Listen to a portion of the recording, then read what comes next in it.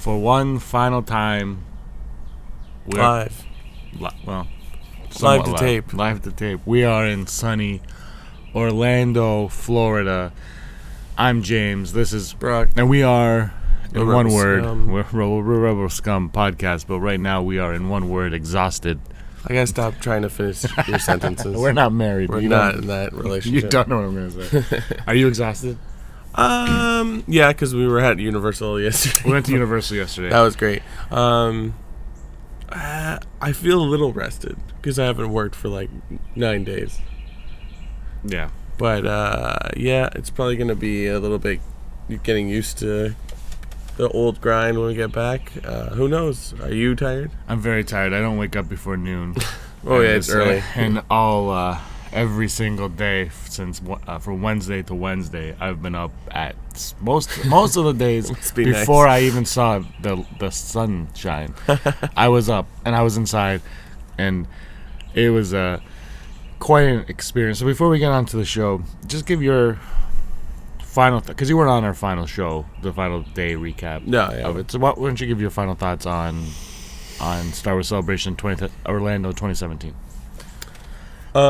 Great experience. It was really cool to be be in a room full of people that like Star Wars. Like, I've gone to conventions before, but like it's a mix of a lot of things. So to know that if you I think we talked about it yesterday, it's like we could have gone up to everyone's like, who is Snoke? And we would have gotten an answer. No one would be like, what? Yeah. But it was great. I would definitely go again. I kind of want to go to Anaheim in 2019. Well, they haven't announced where it is in 2019. Oh, okay. That's right. That was how Warwick Davis ended the closing ceremonies with, "We will see you in 2019." And there was a long pause, and everyone, and there was like you could hear the breath in the room, and then wherever that may be, and there was a collective "oh" from everybody. I would go definitely. I think it's a slightly unique convention. I think we've mentioned over and over again. So it's like I know what to deal with next time. Yeah. Hopefully we're media next time. We don't have to worry about anything. Well, I said to you what I thought was from an outsider's perspective, and I don't go to conventions at all. I thought we had to do this panel, that panel, this panel, all these panels, and do all this and that. Because that's all I know. But then when you get there, you realize that that's just a small percentage of what it is. Now, the 40th anniversary was definitely a celebration more than anything else. Like, The Last Jedi was cool. We saw the trailer. But you go into these side rooms, and I talk about it on the Day 4 recap, so I won't go into it too much. But like, you go into those rooms, and you see the droid builders and the costume maker, and you see these people that are doing, and it's truly a celebration. It was incredible to see all that. Yeah, you could easily just go to the front entrance there and hang out with all the cosplayers. Yeah. They would that was actually a sanction. Like, this is where the fans do stuff, and they would group together in the same costumes. I saw like 7 Chewbaccas together. Yeah. You saw like a whole choir of like Empire. Was it all pilots? We saw TIE pilots. We saw Matt the radar technician. Right. What else? Stormtroopers. Yeah. Yeah, and X-wing pilots as well. When they had the ice cream makers. Did you see them? No. They were on the Friday. Yeah. And midday, you would just hear chanting, and probably like 20 or to 50 X-wing pilots with ice cream makers from Empire Strikes Back. Because we're running around, and half the people were like, "That's hilarious," and other people were like, "You have to explain what's going on to me right now." And that was things like that. Like, you don't. And we ended up doing that video, the Scavenger Scum, at the end to interview the people that were there and kind of give you more of a feel of the floor. Because honestly, when you watch the live stream, that's awesome, but that's like such a small little piece of it. And like we could watch that at any time, you know what I mean? So it's it was good. I mean, it's like anything, you got to be in the right place at the right time, sort of thing. Obviously, if you do go to those panels, you do get a little extra that we don't see. Oh, yeah, like definitely. When we went to see Rebels, we got to see the first episode. That was awesome. Yeah. And Battlefront, we got a really cool behind the scenes sneak. Right. Exactly. That you watched. You weren't there, and you watched on the floor. You got the most of it, but we got that little extra. Yeah. I mean, go to the panels you want to go to. I'm not saying I would never go to another panel, but I wouldn't die for this or that anymore because I know, like, I can watch those things later on. I might not get a poster or the trailer. Well, the trailer would be kind of a big deal if we didn't get to see it. But oh man, that would have been crazy. But it was it was something. Everything else around it was so unique, and just it was a lot of fun. Except the show store sucked. I didn't go in it. I saw Rob went in it on the second day. He got the speed pass, and he walked in, and no one. First of all, no one was in there. Secondly, they have like 5 pieces of merchandise to buy. Yeah, and it was a 3 to 4 hour lineup. Yeah, it was bizarre. It really was. I never understood that. Yeah, it was cool though. Like I'm walking away with a lot of cool figures. So and you got pins. that shirt too. This shirt was cool. I got this was the one Aaron got me with the that was pass. This is the one that if you pre-ordered your 4-day pass or any pass, you had the option of getting this shirt. People were walking around with it. I was like, because I wanted this poster. You know, I really love this artwork, and I couldn't get into the show store, so I never had a chance. And then this ended up being the shirt that I got. Yeah. So I was pretty happy with that. By the way, my voice is gone because we were at Universal, and I went on a roller coaster for the first time in like 8 years, and I cried. So I lost my voice, and that was like 9 in the morning. Yeah, it's like the first thing we did. I lost my voice. It was a lot of fun. But moving on, because as someone smarter than me once said, all good things must come to an end. Yeah. And now it's time to talk about Snoke.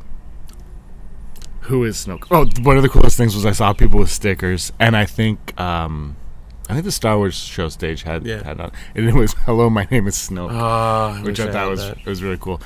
Yeah, me too. I don't know if they were giving them out. I thought they were, but then I realized I didn't see that many people with them. So if they were giving them out, you'd think you'd see more than just 1 or 2. Yeah, that's clever. But so Snoke, if you haven't seen our Vote of No Confidence CG versus Puppet, I suggest going back and checking that one out because Josh from the Den of Nerds spoke to somebody from Lucasfilm.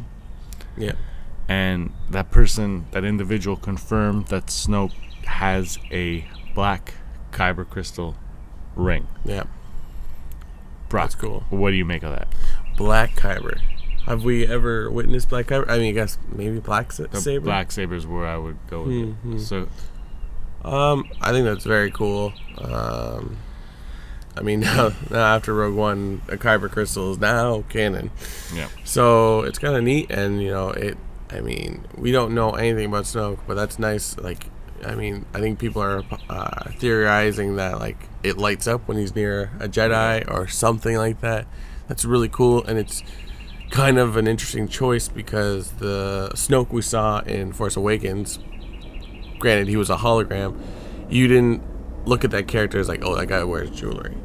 Yeah, exactly. So, I mean, and as reports are saying that he's more of a ritzy looking guy. Yeah, I think Josh also said on that video he wears a gold robe. Gold robe, right. So, that's cool. I'm very excited for that. I know I've seen fan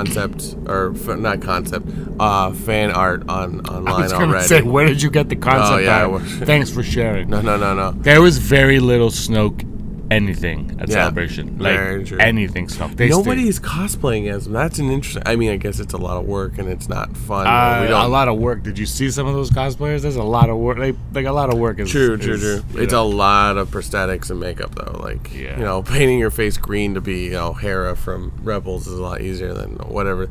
That's it. Actually, that's a really interesting question. Why isn't anyone trying that yet?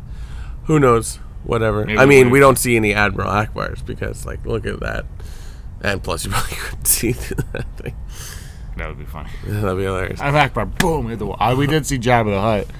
We did see, though, we saw, that I saw it. It's not in the video, and I tried to get a picture of, when Vader returns to becoming Anakin at the end of Jedi.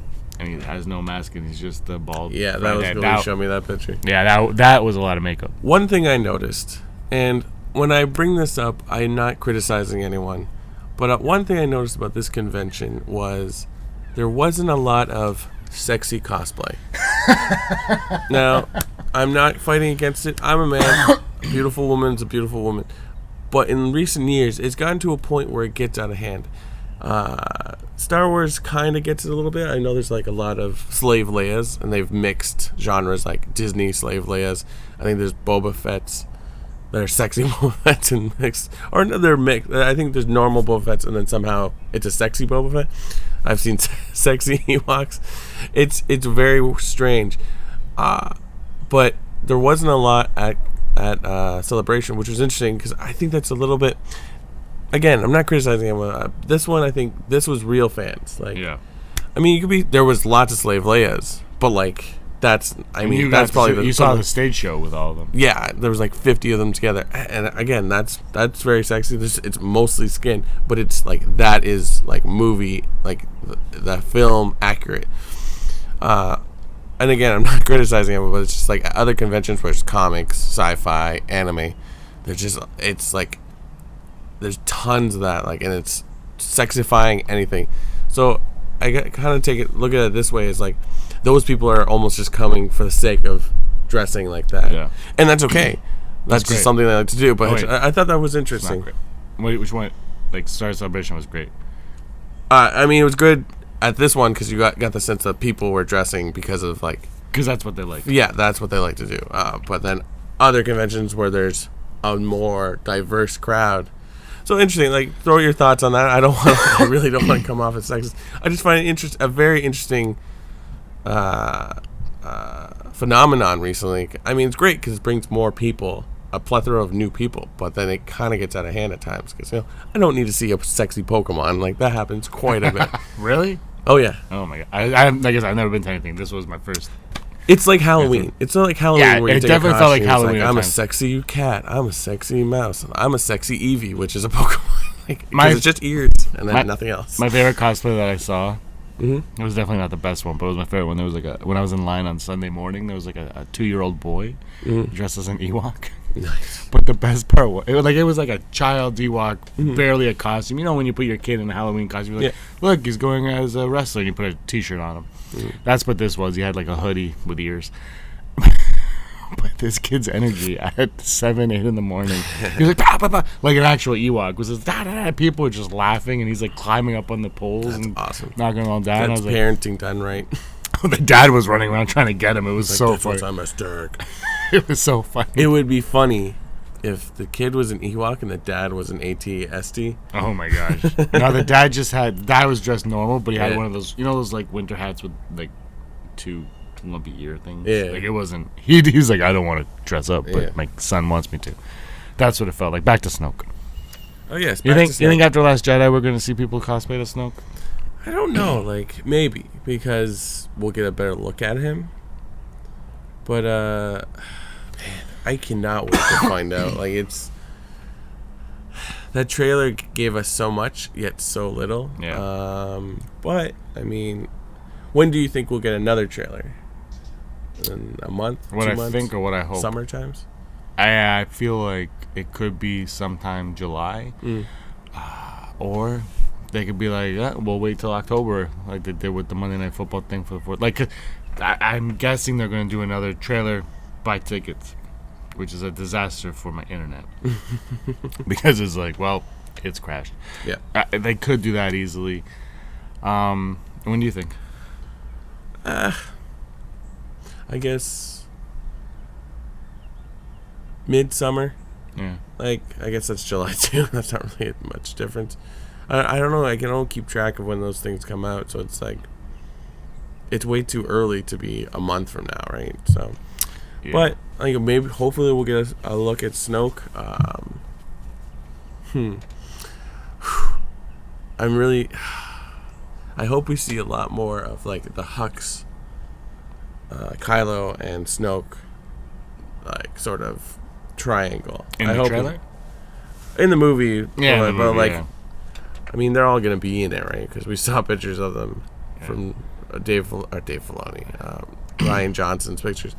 But I always thought that was interesting that like, butting heads against each other in the thing. So I'm curious if that will continue, and how I'm very curious how like Snoke runs this whole thing, because it's like we're getting reports he's like almost like a mobster kingpin, or I don't know, but it seems different. I mean, we look at the First Order and it looks like a carbon copy of the Empire, but then he doesn't really look like the Emperor. I mean, in Force Awakens you're like, yeah, that's the Emperor, but like now we get these reports that he's 7 feet tall, flashy clothes, So I don't know. It's what do you think? I don't know. I think it's too early. You brought up Dave Filoni. Yes. And let me try to tie one to the other. we watched the first episode, or we watched an episode of Rebels. Whether or not that's the that's a very good point. First episode or not, we don't know. But watched an episode. It was part 1 of part 2. We did not obviously see part 2. We just saw part 1, but it was great. But it was all on Mandalore. Yeah. And it all focused on Mandalore. Mm-hmm. And it focused on a particular family on Mandalore. Mm. And now we're learning that his ring is black Kyber crystal, which could possibly be have a connection at least to Mandalore, which would be 30, 40 years after what we just saw. Yeah, that'd be cool. So Dave Filoni knows everything. They're ending Rebels. So here's what I want to present to you. Mm-hmm. Rebels now, we're going to guess that the end or mid-season. So Rebels is leading up to Rogue One. Mm-hmm. Or A New Hope. It's going to lead up to one of those. I think Rogue One makes more sense, though. Mm. But let's say it leads up to Rogue One or A New Hope. Doesn't matter. But we get these pieces of Mandalore and the saber and all that in the backdrop. And really what's happening is they're leading us in the direction of Rogue One, but they're dropping little trails of little nuggets to the new trilogy. Yeah. How's that? I like that idea.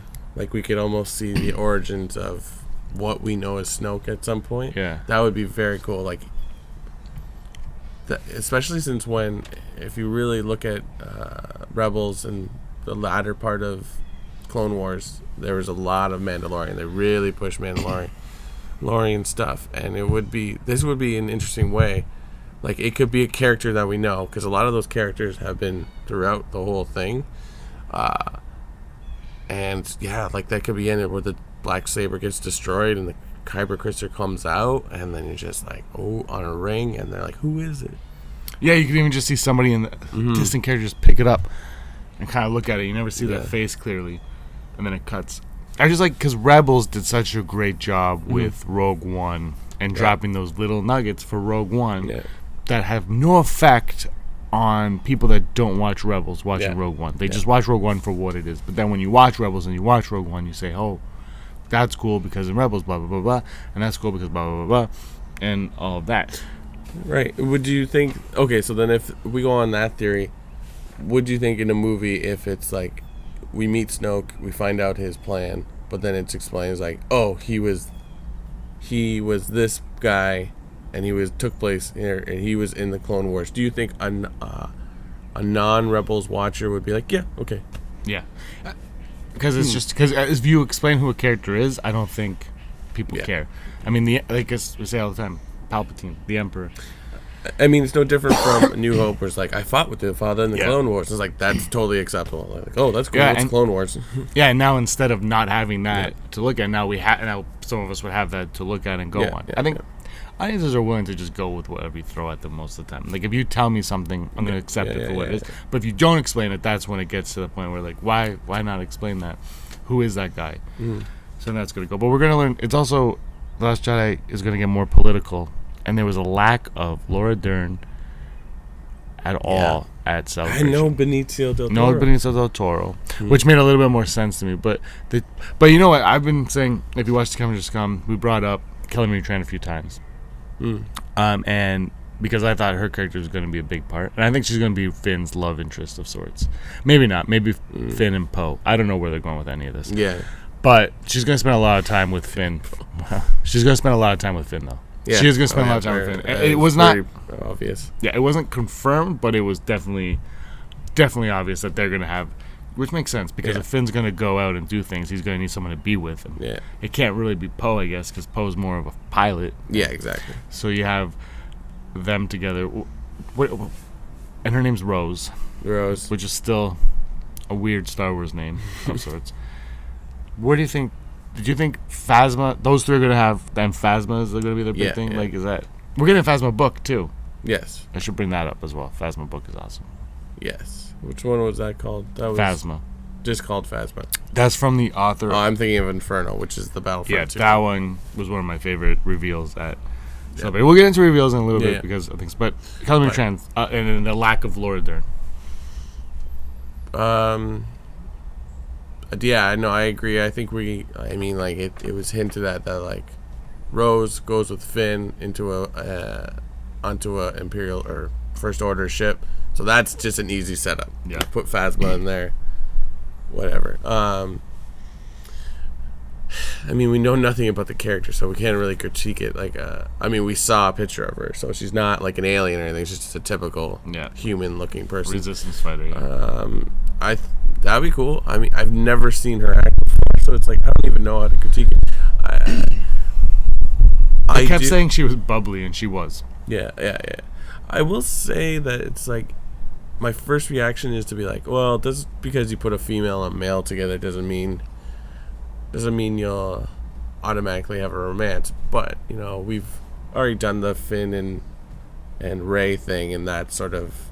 I mean, we don't know how that plays out, but it seemed platonic at the end. Yeah. Well, I just brought that up for conversation. No, yeah. But I'm very interested to see where it all goes. Obviously, I feel like that's a redundant thing to say. I still have not. I've only watched the trailer at Celebration so far. Wow, I can't believe that.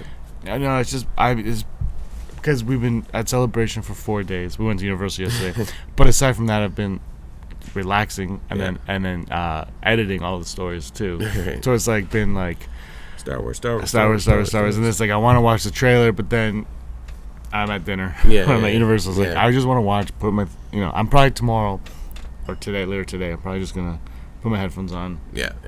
And sit there and watch. And then next week we'll do. We should do one. We'll do a full analysis of the whole thing. Probably every possible YouTuber or show or has already done it. But it would be cool to look at it again.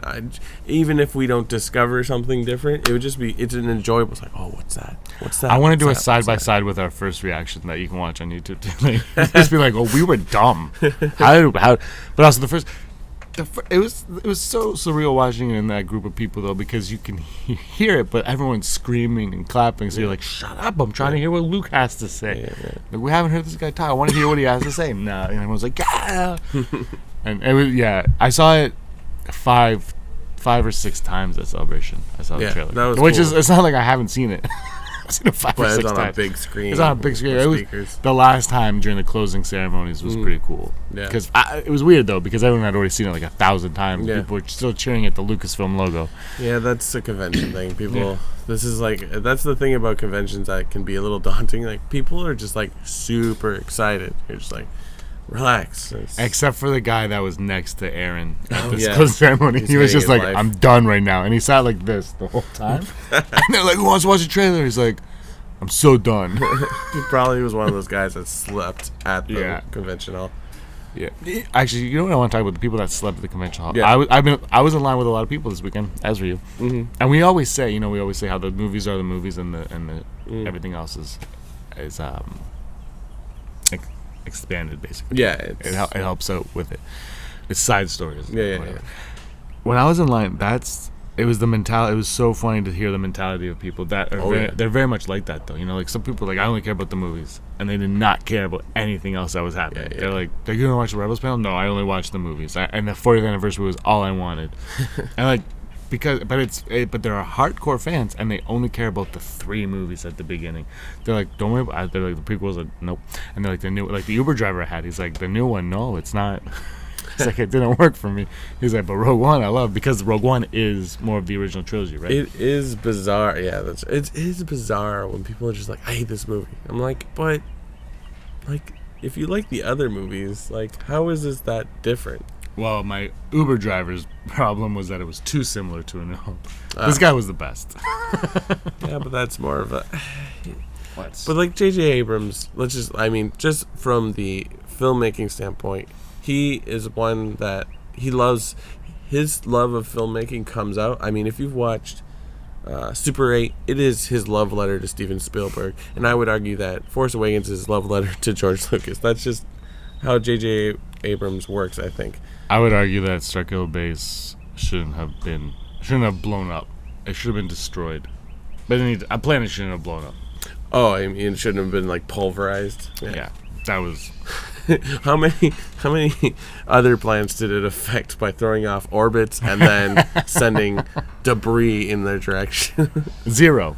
It's like it's almost like the Super Man of Steel issue where like how many people died in the destruction of the fight at the end.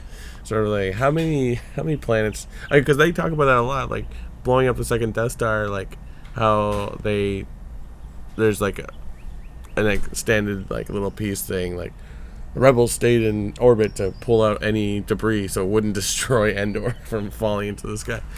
What were we talking? I've lost my thread. But yeah, like I don't know why people can't just. You don't have to like every movie because now we have 7, and in the next. Well, no, wait. We have 7 of the saga, 8 total. We're gonna have like 3 to 4 more in the next 4 years. Like, it is gonna get to a point where you're like, I don't like this one. I mean, we're gone are the days where you're like, the worst one is the Christmas special, or the worst one is the Ewoks movie. Like, it's like any hopefully franchise. It continues to be the Christmas special as the worst one. Yeah. None of them get worse. You can't really outdo that one. Like, I think because Star Wars is such a unique fandom, it's like you kind of have to respect it because it's like certain things are a little bit better. Like I would say Obi-Wan is much more interesting because of the prequels. Yeah. I would want to. If we had no prequels, if we had no Clone Wars, why would we have an Obi-Wan film? I mean, I guess we would know even less then. So it'd be like, oh, let's find out how he got there. But speaking to that point, they did not announce an Obi-Wan no. film. Now there is Kathleen Kennedy, Star Wars Newsnet is reporting to yesterday on Wednesday that, or maybe it was Tuesday. I don't know anything. That the 2020 standalone film will be announced in the summer of 2017. Right. Now, when I was in line for the closing ceremonies, people were all, "Oh, Ewan McGregor's here. He's going to come out. They're going to announce Obi-Wan." And that was the talk. And I couldn't text you, so I texted Andrew. I said that people are building themselves up for disappointment because it's not going to happen. Yeah. And the reason I didn't think it was going to happen was because most of the media was gone. And if they're going to announce something, they're going to be like, "You're going to want to stay for Sunday's closing ceremonies." And there was no. It was just the closing ceremonies. There was no talk. And also, if you were at Celebration, you knew that there were 3 stages that everything was shown on. There was the Galaxy stage, the Celebration stage, and the behind the scenes stage. And all of the big events with the big stars were on the Galaxy stage because that had allowed less of an audience. So it was better for security, I guess, for when there was more celebrities up there. Now, for the closing ceremonies, it was on the Celebration stage, which had 6,000 people can fit in there. Yeah. And that's where most of the one-on-one panels were. Yeah. And that was kind of the first tip. So a lot of people were building themselves for disappointment on that. And then, of course, it never happened. There were some nice videos they showed, and it was kind of a look back at the weekend of what it was. And a lot of tears were shed on stage and off stage. And a lot of people were dancing. And a lot of people were, "I'm so tired of this." So do you think Obi-Wan would get announced this summer? Is it Obi-Wan next? I think if there is something, well, like you said, it's just going to get announced. As much as I want it to happen, I don't think so. Because I think I've almost proved my point. It's like, we've told all we can about Obi-Wan. As I've said, the comic, the Star Wars comic that's showing Obi-Wan's journal, like, that is very interesting to me, but I don't know if you can make a film out of it. It's good in comic book form. That being said, like I always say, you make it, I will watch it. But like, what would the story be about? I mean, it would be interesting to see Padawan Obi-Wan, and it would be interesting to see post Attack of the Clones Obi-Wan. So like his life on Tatooine or his journey to get to Tatooine, I suppose.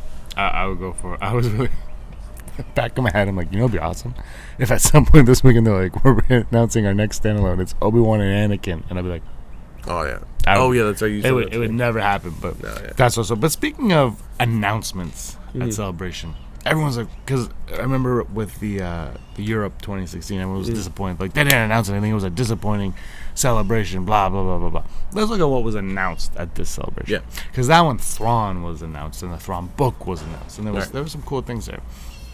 Thrawn book was announced, and it came out a week before this one. That's funny. Yeah. So, this one, We had the 40th anniversary. John Williams showed up. Yep. Last Jedi trailer. Yep. Rebels is ending. Yep. All the new video game stuff, Yeah. I guess. But which one was But there were, yeah, I mean, there was a little bit more on that. But if you look at the big things that people were looking at, there was no big new movie announcement, nothing like that. No Han Solo stuff. No Han Solo stuff. So, how does this compare to the last one where people said it was disappointment? And people were like, well, if you were there, it was a good time. And now I'm like, well, I understand why now. Yeah. Because it's because I think the media skews it for what what they want versus what the fans want, which is what it should be. Yeah. And it's cool to get a Last Jedi thing, and it's cool to get John Williams show up. Yeah. But those shouldn't be expectations of Star Wars. Star Wars Celebration isn't a press screening or a conference call. You know, it's like it's not. If it was, then just don't even rent a convention hall. Just have a room. Yeah. And put it on YouTube, and it's just almost the exact same experience. Uh-huh. But what was I gonna say? Anyway, I lost my thought on that one. But I mean, it is a celebration about coming together and stuff. I remember seeing footage of it must have been nighttime because it's dark, so it's probably right after the sun went down. People were just having lightsaber battles. Yeah, I saw that too. I'm like, oh my goodness. And there was we went to Forcella, which was a karaoke on the day before. I'm sure there was tons more. There was so many other things off-site that we could have done. There were events going on. It is a celebration of Star Wars and Star Wars fans together. And it would probably been really cool to watch the movies, because they were showing the movies, the original trilogy and Force Awakens, Friday and Saturday night or something, or Saturday, Sunday night. No, they showed Rogue One followed by A New Hope on Friday, and then they showed Jedi. Empire Jedi and Force Awakens on Saturday. And I heard people that went to that one said that it wasn't very full. I could be wrong. If you know, let me know. But I heard it wasn't very full. But everyone's exhausted. Yeah. And this is the problem with staying overnight and laying down, is I feel like that would almost ruin the rest of the weekend. I don't know if I've said it on here or if I said it to you in person. It was like, I wonder what the odds are that people will have health conditions after spending that long. I get it, but I totally get it. But you know, the first day, I definitely got it more than the rest of the weekend, because the first day I was like, gotta go to the 40th anniversary. We gotta go. And it would have been really cool to go. And everyone got a nice Carrie Fisher poster, and they heard John Williams play, which would have been better than anything else. The whole weekend. That being said, there's so much going on that you don't need the panels. Actually, it was funny because the first person we met at Celebration the day before, on the Wednesday when we picked up your tickets. We walked in and the woman said, don't worry about the panels. She's like, there's so much going on. And we're like, you're crazy. You're crazy. There's so much, No, she was totally right. No, I mean, go to a panel if you can, but don't ruin the rest of your weekend for it. Yeah, I mean, we were late coming in because we didn't know really what time to go in. So, I mean, if we had known, we probably would have still experienced. I get it. We wouldn't have gone into the main stage anyway. And then all the little things you have to do to make it a good experience. If you go by yourself, then you can just deal with it. But a lot of people go in groups, and it's finding a group that's like, yes, let's do this. Yeah, and we had the worst group. But you know what I mean? You could turn on each other so fast. And we had to spend 5 or 4 more days together. It's like, nah, we're going to get sleep. And we paid for a nice place to stay, so why wouldn't we sleep in it? Exactly. If you have a bed, sleep in your bed. I know it's an experience all to its own, but I don't know. The smell at times is something I will gladly forget. Yeah, that's why you don't want to go to conventions in the summer. It was the last day when they came on. They're like, everybody starts dancing. We're gonna give you books. It's like, no, guess what? Everyone stinks. Sit down. Sit down. We all smell. We've been here for 12 hours. Take 20 minutes and take a shower in the morning. It'll make you feel better. That one guy that Aaron interviewed on the last Scum, who was in line from right after the Darth Maul panel on the Thursday, which that was my favorite panel, I think. Until he went in after. Apparently he left the line to shower at one point, and he's like, I kind of cheated, and I was like, no, bravo. More people need to be actually. And Josh from the Den Nerds did the same thing. He left to kind of clean up. And then he ended up getting a better seat because of it. So actually, that's one thing I learned too when you go to the panels. Wait in the queue lines. without a wristband, if there's a seat, they'll let you in, and usually you get like a prime seat. I mean, you could get the very back, but you usually get like a prime seat. It's true. Like when I went to the Funko panel, it's like you walk in the room and it's intimidating because there's maybe limited seats and they're all full. But always walk to the front because people don't like sitting beside each other, and because there's enough people, you don't see spots. There was more seats available in the front little patch of seats than there were at the back, because I think also people are like, I want to sit in the back, I don't want to be like that. Yeah. You could walk all the way to the front. It just go. What's the worst that could happen? They're not going to let you in if there's not enough seats. Were any pops announced at that? No, which was kind of annoying because yesterday we were on Instagram. 2 days ago. No, Tuesday. It was Tuesday. It's 2 days ago. It's Thursday. Yesterday. Oh, sorry. Tuesday. We were on Instagram, and Mace Windu has been announced as a Walgreens exclusive. It was yesterday. Yeah. That was, by the way, my mind. Yeah, it was yesterday, last week. You know what? When we came here, I'm like, I'm not going to get any. But I just want the Clone Trooper and maybe the Qui-Gon pop. Yeah. I've got like 4 or 5 pops. Oh, yeah. Because I got that Rogue One Smuggler's Bounty.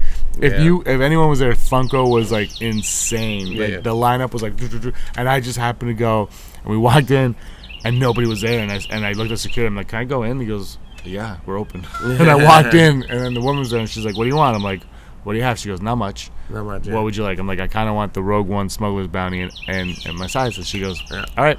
And if they don't have it, you want me to check something else? I'm like, no, that's all I want. Yeah. And she went to the back. She came out. She goes, there you go. And I went, swipe, and they gave me a bag like that. You can't even like it was ridiculous. I had one thing in it, and on the first day, Rob and I stood in line for like an hour and didn't get in. But those exclude like the Thrawn pop and the Rey on the speeder bike were like. Boom. Yeah. Oh, yeah. Within milliseconds, they were gone. But what else? I was just wondering if they announced. I couldn't remember if you said they announced anything. Because there is a Bodhi Rook coming. Yeah, no. This one it was weird. They had someone from Funko, but no announcement. I think he like briefly mentioned they're going to make a Dengar, which is awesome. I think someone asked like Dengar because he's like the only bounty hunter left they haven't done. And I think the biggest thing he said was that Funko is actually opening a store in Washington, where they're located. And it's a massive building. It's apparently have a lot of merchandise, but then also displays and stuff like that. And the opening day is going to have an exclusive, of course. I wonder what that. You think it would be a Batman exclusive? Well, it probably will be because Batman was the very first one. Yeah, so I think. That'd make a lot of sense. But yeah, that's cool. I mean, I definitely want to go to Washington to see Seattle. Maybe I'll stop in Everett because that's where it is. That's good. You know what? It's probably just their new headquarters as well. I don't know. You didn't really go into depth. I know. But that's cool. I'm looking for person. And if you're in a Walgreens, check out that Mace Windu pop, which is coming out. They didn't say when it's coming though, right? No, yeah, it's coming soon. We're gonna be road tripping. Yeah. All right, let's never tell me the odds. Never tell me the odds. The odds of Michael Giacchino doing music for Han Solo. Now, do Lord and Miller use a certain composer for a lot of their stuff? Like, who composed the music in the Lego movie? I don't know. Anyways, I'll give the odds of 40%. I think he deserves to be in another. I know your feelings. I didn't mind the music in Rogue One. You make it sound like I don't like the music in Rogue One. I'm not. But I like the music of Rogue One. Yeah, other people don't. He also had 4.5 weeks to compose it. That's true. That's a long time to compose. But when we watched the music explanation, I did find I was like, oh, that's cool. Like it was. I think it was dumbed down a little too much, but like, it was. That's cool. Erin really wanted to go out as a musician, and she was like, "It's so dumbed down." I'm like, I like sounds. I think Andrew cried during that panel. He was like, I get so emotional. They showed Obi-Wan. I'm gonna go 40% as well, based on nothing. I think, the other thing. Another part of me says 100% because someone's gonna have to replace John Williams. Yeah. Sooner than later. Unfortunately. Well, maybe not. Maybe later. That's true. But at some point. And so do you... I mean, you kind of let John Williams go to episode 9. But maybe they try someone else out. Just in case. Yeah, you gotta do that too, and I guess Han Solo. But is Han Solo the right one to try someone else out? Because it's such a. I still think Han Solo is going to be like a buddy cop movie. It's all going to be 80s music. The odds of the next animated series taking place between Return of the Jedi and The Force Awakens. Sorry, say that again? The odds of the next animated series taking place between Return of the Jedi and The Force Awakens. I'm going to go 100% on this one. I think that would be genius, because when you think about it, that's sort of the pattern they're following. That would be great. Battlefront 2 is that era. Yeah, and that would work great with that. But would it be main cast? Would we see Luke? Probably we wouldn't see any Luke or Han. I mean, we could see it like what we see in Rebels, but like, what if it was just Rebels but the Resistance? Yeah, the Resistance. They just do. That'd be cool. They just do the That'd same cool story, but with that. Yeah, I'm gonna go. I don't know what it will be, but it's gonna take place in 101%. Oh, sweet. I want to Price is Right you on this one. Go 101. No, I think the same thing, because that's an era everybody wants to know more of, and now you can finally do stories in that era that doesn't even affect. You could do episodic ones where you just find out the fallout of the fall of the Empire, and like what, like I said to you the other day, because they've more or less said that we will go to Endor. In Last Jedi. I don't know if that's still true. This is actually a still Ryan Johnson took from The Last Jedi set. But like I said to you, it was like, how epic would it be if we went to Endor, like for 15 minutes, and we got to see an Ewok village, and then we see how their village has changed because the effect of the Empire. So they're picking up pieces of metal, they're building their houses out of it, and Wicket is now the chief. Like, that would be great. So like you could technically do that in a cartoon show where you're like, this is what happens on Bespin, this is what happens at Tatooine, or see a little bit of Jakku. We could see Jakku in that. I don't want to be negative. Mm-hmm. Yeah, but I think the only way we're going to see a Ewok is if they're dead bodies on the ground. Well, this has been our show today. You know what? I more than anybody want to see Ewoks, but because of their inclusion in what was that book called? It wasn't Empire's End, the one before it, The Last Crusade. What am I thinking of right now? I don't read the books. I do, and I can't remember it. The second Aftermath book. To Kill a Mockingbird. I keep thinking about it. I'm so tired right now. And the second Aftermath book, they'd mention Ewoks and how they were kind of like therapists to. So I'm going to get a lot of trouble for not remembering the name of that book. Who cares? Oh my God, man!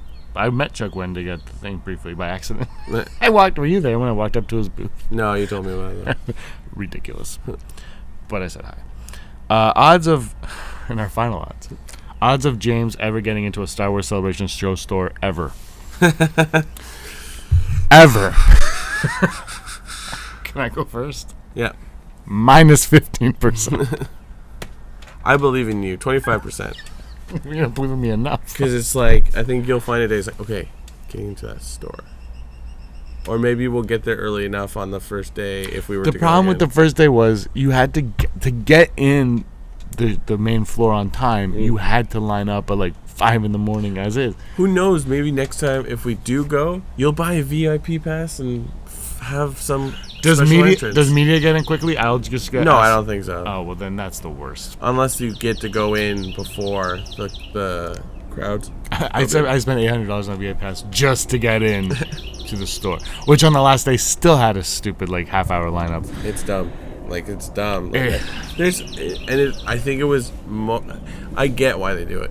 I think it was mostly the pins, because when I go to conventions and they have like posters and whatever specifically for the convention, they're usually at tables you can see what they have, or there's multiple tables, because like it's just whatever. That's when you couldn't get anything. Or you get a swag bag when you order a certain ticket and it's all in there.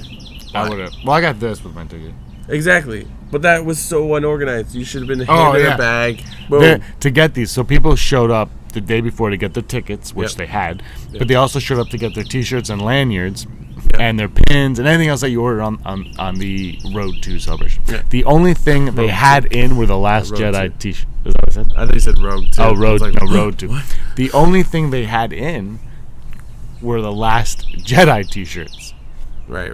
Which was so strange. Yeah, like It's like, yeah, that the show starts tomorrow. Yeah, this was more like what you'd want to wear the first day that versus that one. Yeah. So that was kind of a strange. And they have well, I guess you could have hypothetically still bought tickets, but probably not those ones, not those packages. They know how. Whatever. We could go on and on and on about it, but yeah, I believe in you. I think you could get into that thing. Now you're more wiser. Wiser. I am. I think I would have. The reason I didn't go the day Rob went was because we were at the stage for the Last Jedi panel, and he left, and I didn't want to also leave and then come back to the crowd of people because we got there early. Yeah, and we were like one of the first rows of the stage, so I didn't want to be that guy who left and then like excuse me. Because that happened. Oh, it happens all the time, but people do whatever they want, but I just didn't feel comfortable leaving and going back. So I'm like, I'm here. If I had to go to the bathroom, that's a different story. Yeah. But to get to a store, it's also, I don't know, it's a greedy thing. I don't know, maybe I'm too nice. But I just didn't. But Rob got me the Darth Maul pin and Jar Jar. And now I have Dobby to match my Jar Jar. All right. Let's wrap this show up because it is. It's been quite a ride. We got to hit a plane. Not for a couple more hours. What? We're not leaving now? No, we're doing 10 more hours of podcast. It's been excellent. I hope you guys enjoyed this. I hope we can come upon more Star Wars events and go to them of some sort. Yeah. I love Orlando. Florida is great. You're a wonderful city. Your traffic is terrible, though. All right, how about this? One more odds. We'll do 4 odds today. Odds of Star Wars Celebration returning to Orlando 2019. I think it's a good guess. It's either there or California because it will be right when that park opens. Yeah. On both sides, and that would be so genius for them. I thought it was strange that, not strange. I think people were upset that they didn't announce where it is in 2019, and this was the biggest celebration ever, Star Wars celebration ever. I said this, I think, to you or Aaron. I said I think part of the reason it's not announced yet is they're looking at the venue or another venue, and they're considering. They're like, this is getting big. Because I know San Diego's having a problem now where it's too big most of the time, so they have to figure something else out. So maybe that's what's on their mind right now. They're like, look, this convention center has been great to us in the past, but right now, where we are in it, at least, because there's a whole bunch. I mean, but right now, this is not the size we need. Because I think as a whole, it's big enough for Star Wars Celebration. Mm-hmm. It's the rooms. It's those 2 specific rooms might not be big enough. The convention center was big enough. It was just. Yeah, no, I mean, I guess, you're right. If they had a room, if the 2 big rooms were slightly larger, like if they were both 6,000, and then they figured out an easier way to deal with security, or that would be better because then more people would get in. I don't know. It's definitely, I'm sure somebody, even though it's 2 years away, someone's already working on the logistics of how to make this happen and flow better, but. Yeah, I mean, you had people lining up 2.5 days before a panel. So stupid. It's just, 2.5 days is a long time, and if you have rooms big enough, then maybe just a day lining up. It was. We got there for your tickets, and people were already in a line for the night, which we thought was the line to pick up the tickets. Yeah, because if one room is 6,000, the other one was like, what, 1,000, 20? It was 1,200, 1,600, somewhere around there. So that's 7,500 people, and then there was one small one. So you have to fill a space of 8,000 people. You send someone out there and you count. 1, 2, 3, 4, 5, and then you're like, okay, that's it, we're done. Give them bracelets and you're like, come back at 7 or whatever. It's not that hard. But also, the other thing that was frustrating, and I understand why they do it, but 6 a.m. you get your bracelet and the floor opens at 10. Yeah. And there's a 4-hour gap of. Yeah. And I mean, you're in line for most of that, and then but then, if we got there early a few days, so you get your you get your wristband right away for the one that nobody wants a wristband for. Yeah. And then you're in line for 4 hours. And they had that room beside the Galaxy stage that basically everyone stood in line for, and they brought you to the room. It's not a big room, but I'm sure there's a way of putting all those people. And then they're sitting inside, at least not on hard concrete. And every time we stepped on carpet, Andrew would be like, "Oh, carpet." Yeah, exactly. So it was awesome. Anyways, but it was a fun time, and we'll be back in 2019. Yeah, I really hope so. No books and comics. Do you want to do top 5 moments from Celebration? Sure. Let's do top 5 moments from Celebration. Bring in the graphic. I don't know if there's a full page. Wow, what? Top 5. All right, Brock, what was your number 5 moment? Number 5 was... God. Merchandise, because I found a lot of stuff that I've been looking for. And it really shows you how different an American convention is to a Canadian one. Yeah. Rebels panel. Oh, wow. Wow. Yeah. I love the Rebels panel. I know it's high on the list, but it's not when you hear my other ones or whatever. The Rebels panel was fantastic. We learned stuff. They announced. That's becoming an issue. It's super exposed. Nobody can see us right now. Nobody watches this. Well, which one are we? Stand by. All right, Rebels panel. I really, really liked the Rebels panel. I thought it was a lot of fun. And what was your number? My number 4 was the Star Wars stage. I'm not a huge fan of the Star Wars show, just because I've only recently heard about it. But it was really cool. Typically those smaller stages, I never take them seriously, but this was an awesome stage. I stood there for like an hour and a half just watching the things, and how it worked. You got to see. That's where I saw most of the people from the show. Like, it was like, oh, there they are. And it was a great way to see other stuff in other rooms without actually having to stand in line for whatever. Yeah, mine would be the exact same. The Star Wars show stage, the people around the Star Wars show stage, the people on the stage, the warm-up guy, what was his name? Cam. Yeah. Everything about that stage was, I mean, it's like watching on YouTube, but being there was something else. And they always shot T-shirts and threw pins. Yeah. They really put on a good show there. I really thought it was. My number 3, it was originally higher, but you've made a good point. My number 3 was Rebels, because that was cool to see the trailer, to see the cast, to get the to just see how much they love that show, and then obviously see the episode. That was great. I'm like, I am back in.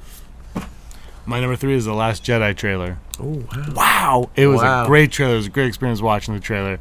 I had fun there. I wrote to somebody the other day on YouTube. This looks like it could be the best Star Wars film we have ever seen. Point blank. It is my number 3 from Star Wars Celebration Orlando. You, number 2. Warwick Davis. He was awesome. Like, I would go again. I wish I'd gone to more panels. I would have stayed in that room just for Warwick Davis. And the celebration. That was cool. Yeah, Warwick Davis was amazing.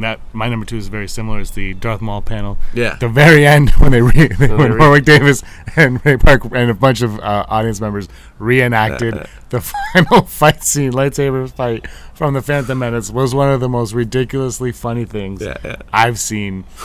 And he ran into the cellophane. So it was just so good. Everything, and then he jumped off the stage and he couldn't get back on it. And he's like, I didn't think this through. That, and you know what else? There was a good moment at the closing ceremonies with Warwick Davis where he comes out on stage and someone put a giant stuffed Ewok behind his little desk.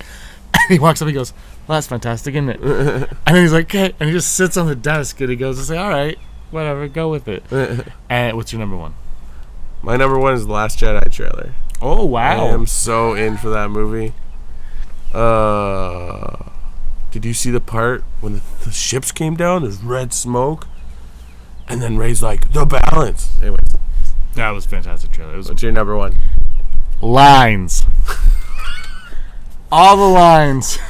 Every single line I stood in it was not my favorite part, but the lines is the one thing that I'm always gonna look back and be like, man, those were some long lines. But it was honestly though, it was the lines, but then but they were so well maintained. Like the people in the line, nobody went nuts. Everybody in the line was like in the greatest spirits.